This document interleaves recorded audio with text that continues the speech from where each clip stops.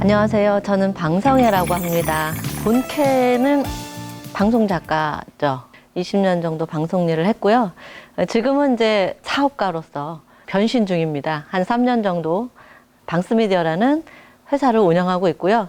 그리고 부캐로 제가 지금 크리에이터로 좀 인정받고 있는 거죠. 네. 과학 크리에이터로 이렇게 좀 촬영을 당하게 돼서 굉장히 이렇게 기쁘게 생각하고 있는데요. 원래는 저쪽 카메라 뒤가 익숙한 사람이지만 오늘 이렇게 카메라 앞에서 여러분과 인사를 나누게 됐습니다. 제가 과학 크리에이터로서 이렇게 섭외당한 이유를 생각해 보니까 대덕밸리 라디오나 또 과학 라떼 같은 과학 콘텐츠를 좀 줄곧 만들고 있어서 그런 것 같습니다. 원래는 이제 과학 싫어했던, 특히 학교 때 싫어했던 그런 전형적인 문과생이었는데 이 과학동네에 와서 과학자들 만나다 보니까 너무 재밌는 일들이 많은 거예요. 그리고 생각보다 과학이 매력이 있더라고요. 그래서 그분들하고 같이 내가 가장 잘할 수 있는 일, 방송을 제작하면서 과학과 조금 친해지게 됐고요. 그래서 과학을 콘텐츠로 하는 대덕밸리 라디오를 9년째 지금 하고 있습니다. 매주 또는 격주로 한 번씩 방송을 제작해서 지금 한 350편 정도 하고 있는 것 같고요. 그건 혼자 만드는 게 아니라 이제 그 커뮤니티, 시민 미디어 커뮤니티거든요. 저희 제작자들이 다 시간과 재능을 쪼개서 함께 만들고 있는 그런 채널이라고 보시면 되고요. 최근에는 이제 과학 쪽이 집중적으로 좀 이야기 나누는 과학 라떼라는 프로그램을 만들고 출연까지 하고 있어요. 왜? 촬영은 해주시는 분 따로 있고 기획 제작 진행까지 지금 하고 있습니다. 바로 어제도 과학 라떼 방송을 했는데요.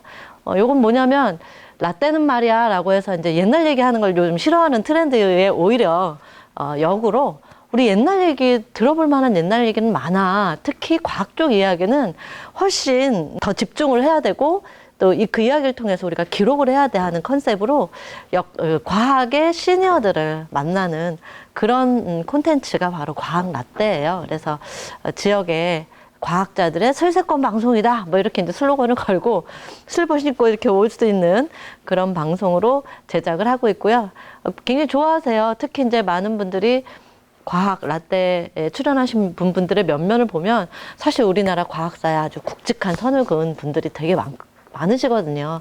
그분들이 저희의 뜻에 가상히 여기셔서 다 무료로 출연해 주시고 즐겁게 방송하고 가십니다. 어제도 그런 시간을 보냈습니다.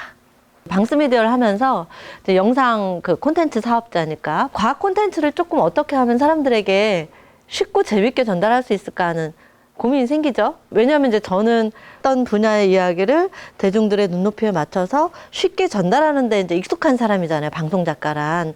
그런데 과학 이야기를 듣고 보니 이거 어렵게만 생각하고 계신 분들 많은데 이걸 어떻게 하면 재밌게 만들 수 있을까 고민한 끝에 과학 애니툰이라는 걸 만들었어요. 웹툰을 약간 모션을 줘서 애니메이션화하는 걸 애니툰이라고 하죠.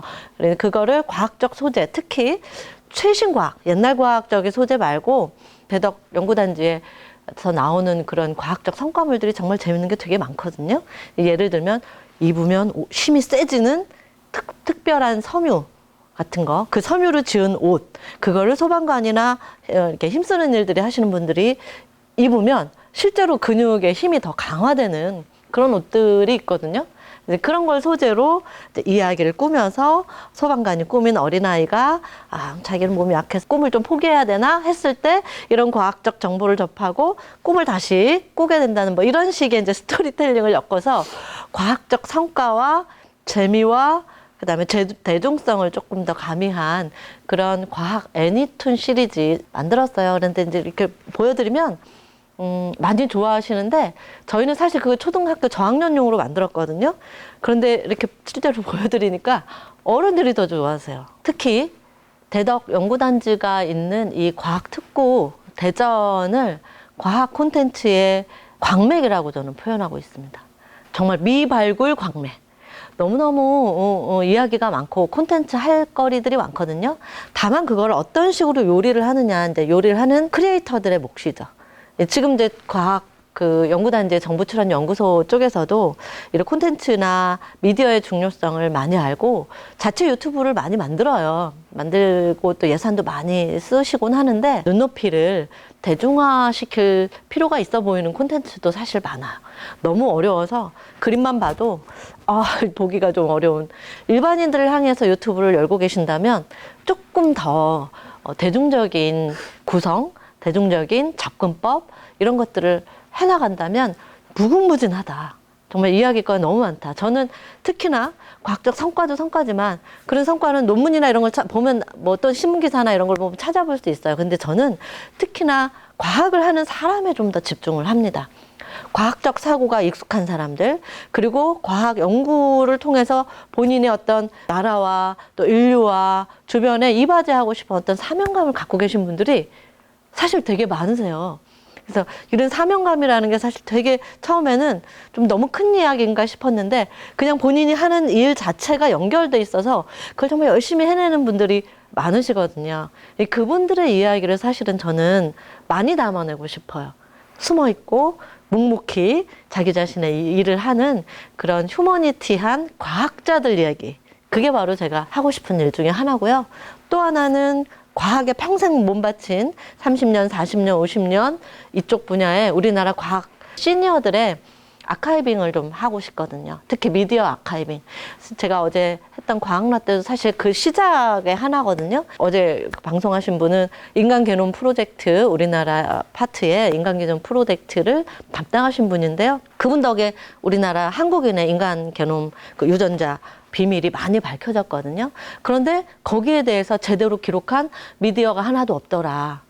너무 안타까운 얘기였어요. 어제 그 얘기를 많이 들었는데 그걸 좀 더 체계적으로 어떻게 시작해서 어떤 사람들이 어떤 연구를 했고 어떤 결과를 이루어냈는지 이런 거를 좀 문학계 쪽에서는 이제 그런 게 이루어지고 있잖아요. 구술 아카이빙 해가지고요.